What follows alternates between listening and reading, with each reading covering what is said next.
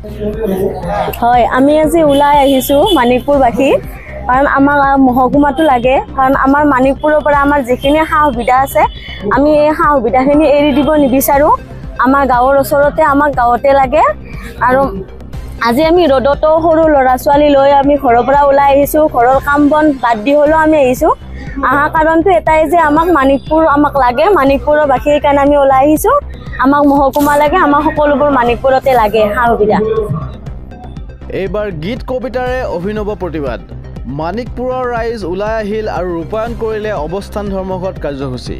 লগত গালে প্ৰতিবাদী গীত আৰু পাঠ কৰিলে প্ৰতিবাদী কবিতা।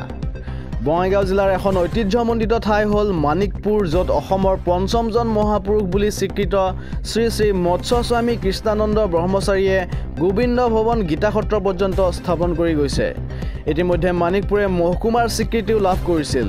কিন্তু আজি প্ৰায় এবছৰ আগতে অসম চৰকাৰে পুনৰ নিৰ্ধাৰণ কৰা সমষ্টি, জিলা, সমজিলাৰ মেৰপেচত পৰি মানিকপুৰে ইতিমধ্যে মহকুমাৰ স্বীকৃতিও হেৰুৱালে। আৰু এই বিষয় লৈ আজি প্ৰায় এবছৰ ধৰি মানিকপুৰবাসীয়ে কৰি আহিছে বিভিন্ন প্ৰতিবাদ আৰু দাবী কৰি আহিছিল মানিকপুৰক উপজিলা ঘোষণা কৰাৰ। কিন্তু শেহতীয়াকৈ অসম চৰকাৰে ঘোষণা কৰা সমজিলাৰ তালিকাতো নাহিল মানিকপুৰৰ নাম। ওলোটাকৈ মানিকপুৰৰ পৰা ৰাজচক্ৰ বিষয়াৰ কাৰ্যালয়ৰ লগতে অন্যান্য বিভাগৰ কাৰ্যালয়সমূহ স্থানান্তৰিত কৰাৰহে জাননী জাৰি কৰিছে। আৰু ইয়াকে লৈ আকৌ জাঙুৰ খাই উঠিছে মানিকপুৰবাসী আৰু আৰম্ভ কৰিছে প্ৰতিবাদী কাৰ্যসূচী। এই কাৰ্যসূচীৰ অংশস্বৰূপে দেওবাৰে মানিকপুৰবাসীয়ে ৰূপায়ণ কৰে অৱস্থান ধৰ্মঘট কাৰ্যসূচী। লগত গালে প্ৰতিবাদী গীত আৰু পাঠ কৰিলে প্ৰতিবাদী কবিতা। মানিকপুৰবাসীৰ অংগীকাৰ, কোনো কাৰণতে মানিকপুৰৰ পৰা নিব দিয়া নহ'ব কোনো বিভাগৰ কাৰ্যালয়। মানিকপুৰৰ পৰা উদয়ন নাথৰ ৰিপৰ্ট, এনি আছাম 24/7। মানিকপুৰৰ ৰাজচক্ৰ কাৰ্যালয়ৰ লগতে সমগ্ৰ অসমৰ 36টা ৰাজচক্ৰ বিষয়াৰ কাৰ্যালয় বন্ধ কৰিম বুলি কৈছে এই চৰকাৰখনে। গতিকে সমগ্ৰ অসমৰ এই 36টা ৰাজচক্ৰ কাৰ্যালয়ৰ যিসকল ৰাইজ আছে সকলোৱে ওলাই আহক। ওলাই আহি আমি একেলগে যুঁজিব লাগে।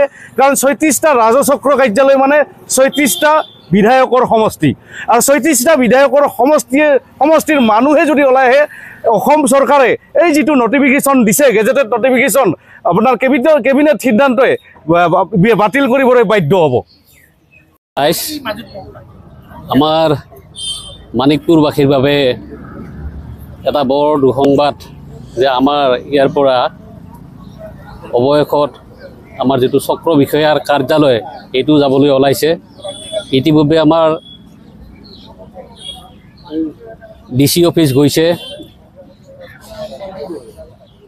এতিয়া শেষ পৰ্যায়ত আছে আমাৰ যিটো মানে চাৰ্কেল অফিচ, এইটো যাবলৈ ওলাইছে।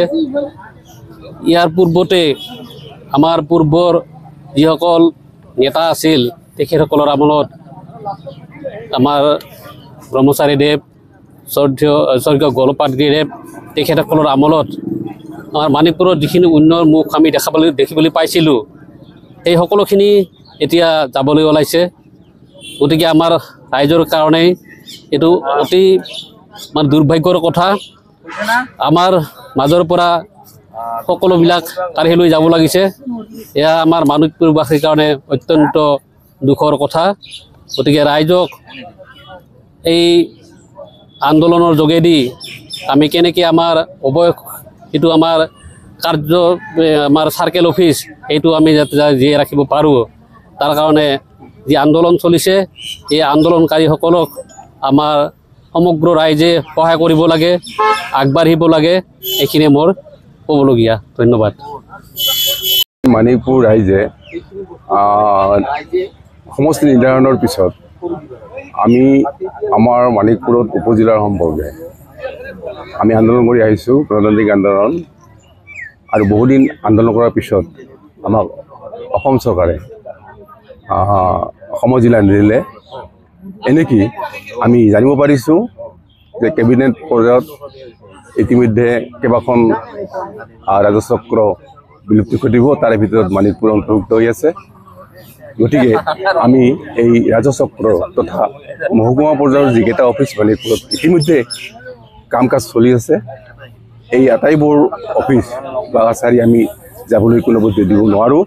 কাৰণ এতিয়া আন এটা কথা, এদিন এখন সংবাদমেল মাননীয় মুখ্যমন্ত্ৰীদেৱৰ এখন সংবাদমেলত এটা কথা শুনিছিলোঁ, যদি মোৰ ভুল হোৱা নাই, তেখেতে কৈছিলে যে এখন সমজিলা, সেই সময়ত উপজিলা বুলি কৈছিলে, পিছলৈ সমজিলা হ'লে এই সমজিলা এখনত তাৰ যিটো সমজিলাৰ অৱয়ব, ভৌগোলিক যিটো অৱয়ব যদি দীঘলীয়া হয়, নতুবা বহল হয়, তেতিয়াহ'লে 2টা পৰ্যন্ত আমাৰ চক্ৰ বিষয়াৰ কাৰ্য থাকিব পাৰে।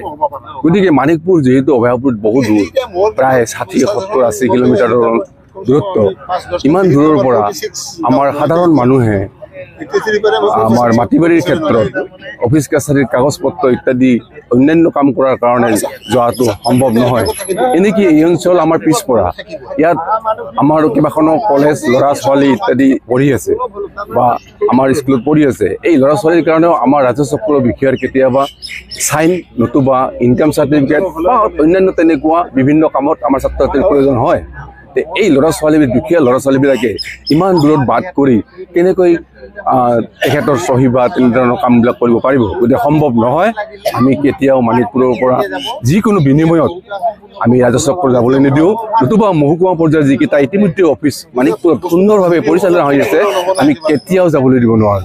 সেয়ে আমাৰ অসমৰ মুখ্যমন্ত্ৰী মাননীয় হিমন্ত বিশ্ব শৰ্মাদেৱক এটা অনুৰোধ জনাওঁ, মানিকপুৰবাসী ৰাইজে, যে আপুনি এবাৰ পুনৰ বিবেচনা কৰক। যদিওবা প্ৰথম পৰ্যায়ত মানিকপুৰক আমাৰ সমজিলা হিচাপে ঘোষণা নকৰিলে বা নিদিলে, দ্বিতীয় পৰ্যায়ত আপুনি পুনৰ বিবেচনা কৰাৰ যদি কিবা স্থল আছে, আপোনাক তাত অনুৰোধ জনাইছোঁ। আৰু যি ইতিমধ্যে কেবিনেটে লোৱা যি ৰাজহ চক্ৰ মানিকপুৰৰ পৰা বিলুপ্তি হোৱাৰ কথাবিলাক ওলাইছে, আপুনি এইবিলাক পুনৰ বিবেচনা কৰি যাতে মানিকপুৰ অফিচ কাছাৰীবিলাক মানিকপুৰতে ৰৈ যায়, তাৰ কাৰণে বিনম্ৰভাৱে আপোনাক প্ৰাৰ্থনা জনাইছোঁ। ধন্যবাদ।